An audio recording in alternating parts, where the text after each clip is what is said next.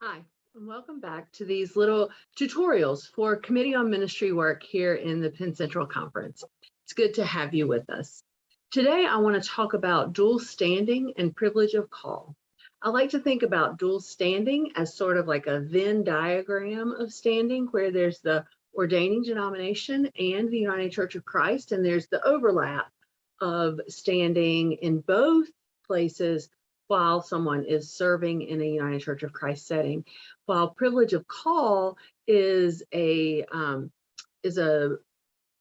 dynamic moment where the person is moving their ordination from the ordaining body, the original ordaining body, into the United Church of Christ. So let's take a closer look at how the Committee on Ministry might help a candidate seek these standings. I think a great place to start is by really looking at the difference between dual standing and privilege of call. Dual standing, as I mentioned, keeps a foot in both their ordaining tradition as well as the United Church of Christ, only while serving in a United Church of Christ setting. The dual standing ends the moment that service in a UCC setting ends, while privilege of call takes the ordination from another ecumenical body and moves them completely into the United Church of Christ. It is once they receive a call within the United Church of Christ or in an authorized setting, their standing becomes United Church of Christ, and they have left behind where they once were. Privilege of call is the door that they come into the United Church of Christ through. It is not a title that hangs on them for the duration of their ministry. So let's look a little bit at dual standing. In order to apply for dual standing, you must have a call in a UCC setting. This comes first in dual standing, and then comes the application. The application includes things like a background check, some reference letters, some narrative questions for folks to answer, just so that the whole committee can get to know this person that's coming to sit with them, that's serving one of their covenanted churches. So they complete the application and the background check. They meet with the Committee on Ministry. They're asked to complete a history and polity class within the first year of serving in the United Church of Christ. And a four-way covenant is developed between the pastor, the church they're serving, the association in which that church holds its standing, and the ordaining denomination. Within that four-way covenant, you're going to want to work out details like voice and vote at association events. You'll want to flesh out any continuing education or boundary training requirements that your association may have. You'll also want to address how discipline procedures may work. Oversight. Will this person be asked to do yearly information reports? Will they be asked to participate in the periodic vocational support? Are they able to have voice and vote at association meetings, at conference meetings? Do they have the ability to request situational support as a covenanted partner with dual standing? Yes. And then how will discipline be handled? Is it completely turned over to their ordaining denomination, or is it something that we would want to handle within the association where this dual standing is granted? So things to kind of flesh out in the four-way covenant with dual standing ministers, but the process for granting dual standing starts with a call and then an application and boxes to check in that way. And a reminder, dual standing ends the moment that a call ends.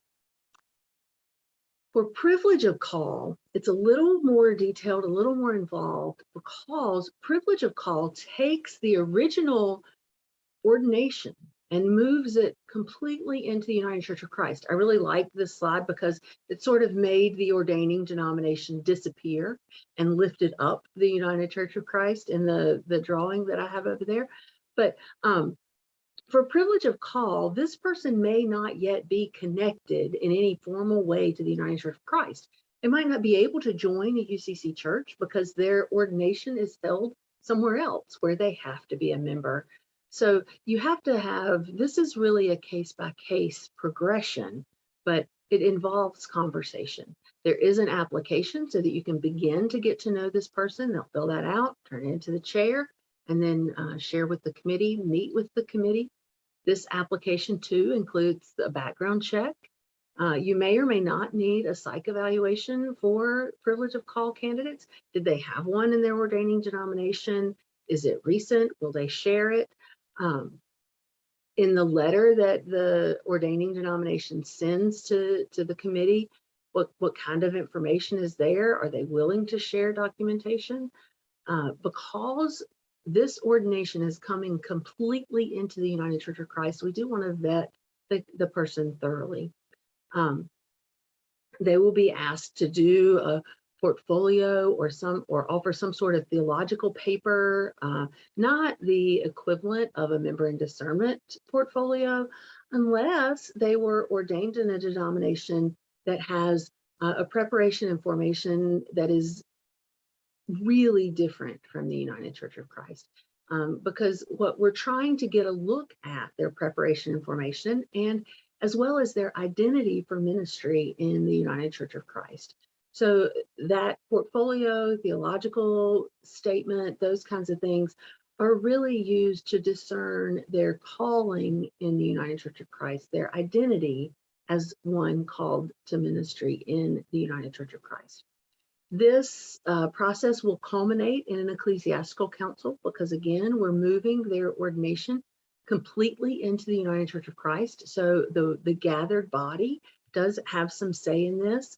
In many associations, the ecclesiastical council is a little different for privilege of call folks.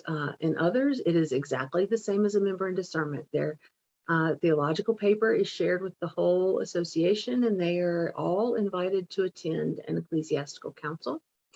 And then once they have a call that is authorizable, whether a local church call or a chaplain position or other authorizable call, then their standing is fully held by the United Church of Christ, and the privilege of call tag kind of goes away. Now they are just the same as every other ordained minister in the United Church of Christ.